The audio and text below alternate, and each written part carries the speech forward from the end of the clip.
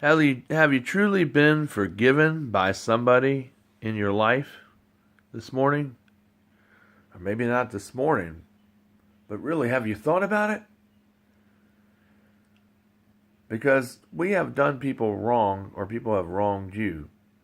But Jesus says true forgiveness is where we actually, over a period of time, restore that person and bring them back and welcome them back in our arms again, especially if they're repentant, they're remorseful, and they have the heart of humility. Now, some people out here, what happens is, what I see, as it's just me for a moment, but what I see as a preacher, go around saying, boom, boom, boom, boom, boom, I forgive you. Boom, boom, boom, boom, I love you. Boom, boom, banging on their chest. And I really want the best for you. But really, by their actions, because they never let you back in their family, or really just pushed you out of their lives, because they really don't want to have nothing to do with you anymore at all. And they really haven't forgiven you by their actions, because it shows volumes of that very fact. Because they don't want you in their life. They put up boxes of caution tape around, and they just think that everything's bad, and no matter if once somebody does something bad, you're always going to be bad. Because that's how people think. Some people think that's how they're consciously are wired. And it's just not true. I mean, you got to think about it. When you do something wrong, no matter what it is or how egregious it is under Jesus, does Jesus reject you and throw you into hell because of that one thing? Whatever it is, no matter how bad it is, no matter how egregious it is? The answer is no, because Jesus would not throw you into hell over that thing. So why do people throw people into hell for far less? No matter what egregious is, we're supposed to hate the sin, not the sinner. We're supposed to hate the behavior, not the person. But a lot of people end up hating the person too, which is not what the Bible teaches. That's why people cast you out of their life. That's why people cast you aside.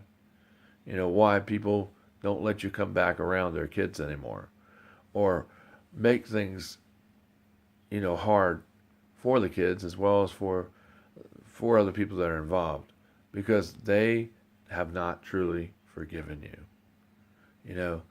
They can say, well, we're not going to do certain things because we love you. But then, by their very actions, they actually are doing the opposite. Because even though they're doing certain things, they're not really showing love. And they're not really showing true forgiveness. A lot of people put people in categories because they're scared themselves. They don't want to take a leap of faith.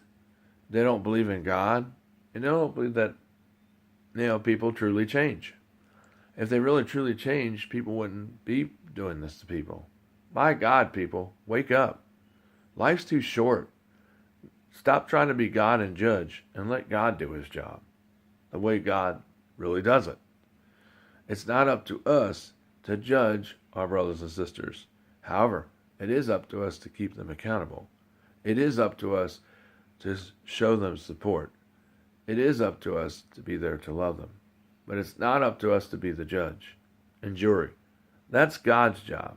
So people get it right. Don't get it twisted. True forgiveness is simply love and bringing people, restoring them back over a certain period of time.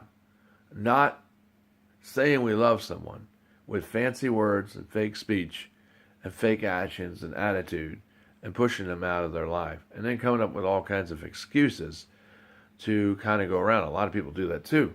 They'll have, well, he did this stuff and then he was argumentative. We really didn't like the views that he had because they were different, and they make it sound like it's new, when yet that person was like that when they first met him.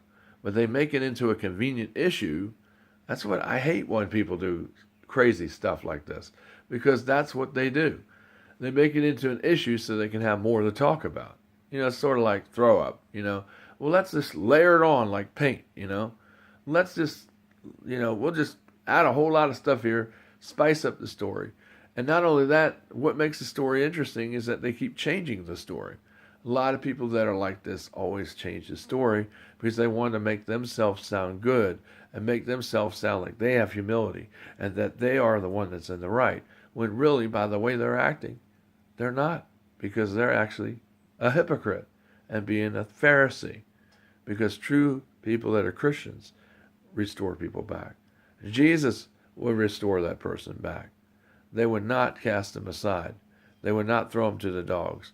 They would not make excuses up to not allow them to fellowship with them or be in their life anymore, like a lot of people do these days. It's just nuts, and it's wrong. Let God do his job. Let him be the judge, not you. And let him do his work, not you. Okay? A lot of people want to be him and try to limit him and do things like him, but they're not him.